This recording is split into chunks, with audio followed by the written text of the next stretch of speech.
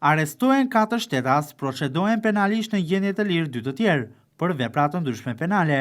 Specialistët për hetimin e krimeve ekonomike dhe financiare në DVP Vlorë referuan materialet në prokurori dhe nisi procedimi penal në gjendje të lirë për shtetaset SHT 36 vjeçe dhe XT 32 vjeçe banuese në Vlorë për veprën penale mashtrimi kryer në bashkëpunim.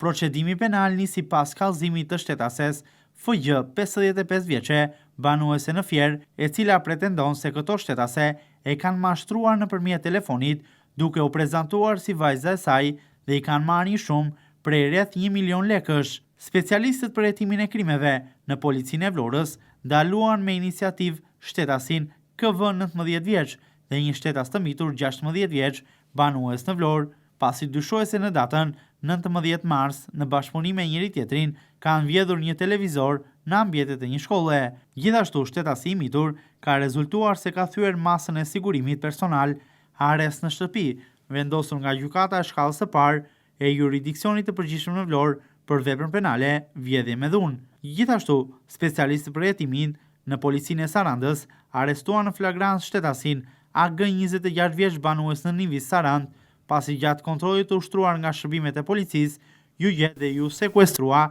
një sasi lënde e dyshuar narkotike, e llojit cannabis sativa. Specialistët e sektorit të policisë rrugore në DVP Vlorë arrestuan shtetasin AZ 53 vjeç banues në Tiranë, pasi u kap në flagrancë në aksin rrugor Fier Vlorë, duke drejtuar automjetin në gjendje të dehur. Materialet procedurale ju referuan prokurorive për veprimet të mëtejshme hetimore.